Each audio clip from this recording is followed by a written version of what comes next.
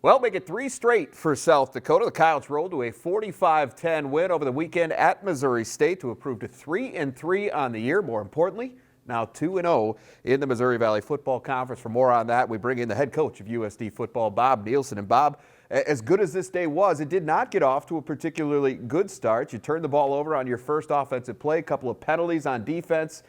Ultimately, it leads to a touchdown and a 7-0 deficit in that first quarter. But your guys never, in these road games, it can snowball on you when things like that go wrong so early, and your guys didn't allow that to happen. So what do you think that says about the way they were able to respond? I think we showed a lot of character there. You're exactly right. You know, when things went bad like they did in that first couple of minutes, we turned the ball over, had them stopped, got a penalty that allowed them to keep a drive alive, and then missed an execution on third down, and they got the ball in the end zone. It could have easily been one of those things that just deflated you, and instead our response was make a big play, score, even the game, and then really got things going in the second quarter. Yeah, things did take off in that second quarter. You put 24 points on the board, and you did it in a hurry. And both sides of the football were playing off of one another. Was that what peak efficiency looks like right there? Because it felt like it. Well, you know, defensively, we generated field possession. You know, first of all, forced some turnovers, had an interception return that set up an easy score, and you know, and just in a matter of minutes, and that's how the game of football can go sometimes. We took that game and almost put it out of reach. And when you got both sides playing like that, good things happen. Broader picture now, one of the keys to this turnaround over the past few weeks, at least offensively, has been balance. On Saturday, 455 yards of total offense, and it was split almost right down the middle. It's one thing to want balance. It's a whole nother thing to achieve it. So what are some of the keys right now for you guys being able to work that efficiently, both in the pass game and the run game? Well, it all starts with your ability to run the football. And we've improved in that regard from a year ago.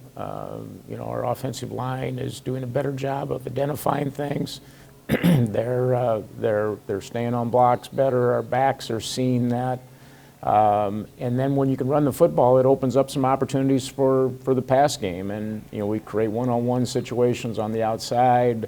You know, a couple of those bigger pass plays were off of play action. And makes for some easier throws. And so we want to keep that balance. We're going to play some teams coming up that are going to be much stronger rush defense teams. But if we can have some balance, it's going to help us out. Defensively was another strong performance for you, particularly against the run. You hold the Bears to 64 yards rushing on 30 attempts. That makes now 141 yards rushing over the last 3 games. Now, can you play that part of the game a whole lot better than that? That seems awful good. Well, it's what we wanted as we headed into the season to be, is a better rush defense team so that teams can't control the football. And yeah, we gave up some yards in the air early on. We've gotten that into a more solid situation to blend with that rush defense. And if you can put teams into one-dimensional you know, situation, you got a chance to be successful, and that's what we really did a good job of on Saturday. Well, it was no small task to get back to 500 after that 0-3 start. That's a really big mental hurdle for some football teams, but your team managed to do it. What have you learned about your guys through the process of these last 3 weeks? Well, our guys are a much more confident football team than we were 4 weeks ago. You know, a game like Oklahoma, you know, with the experience that it is, I mean, it shakes your confidence a little bit. Even though I thought we had some guys that played really well, you know, it seemed like no matter what you do, they're still gaining yards. And I think we were able to get our guys settled into a pattern defensively and feel good about where we're at and their development right now. And the same thing offensively. You know, we're finding those things that we can do really well, trying to hang our hat on those things and trying to minimize those weak points that get you into off-schedule situations. And we've got to keep doing that and keep improving. And I give the guys a lot of credit. We've improved a lot over the last 4 weeks. Yeah, as you kind of alluded to, though, the road gets tougher from here, and it starts this weekend in Cedar Falls.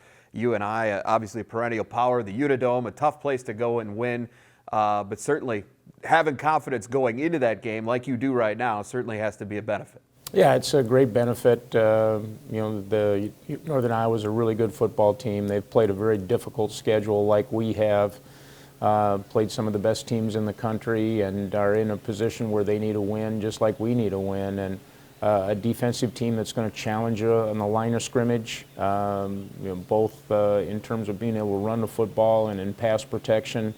And an offensive football team that's going to be very, very good up front, and they have a dual threat quarterback of their own and some very talented perimeter players. Well, congrats on this latest victory, Bob. Good luck to you this weekend. We're going to take a little bit closer look at that matchup with the Panthers coming up a little bit later this week.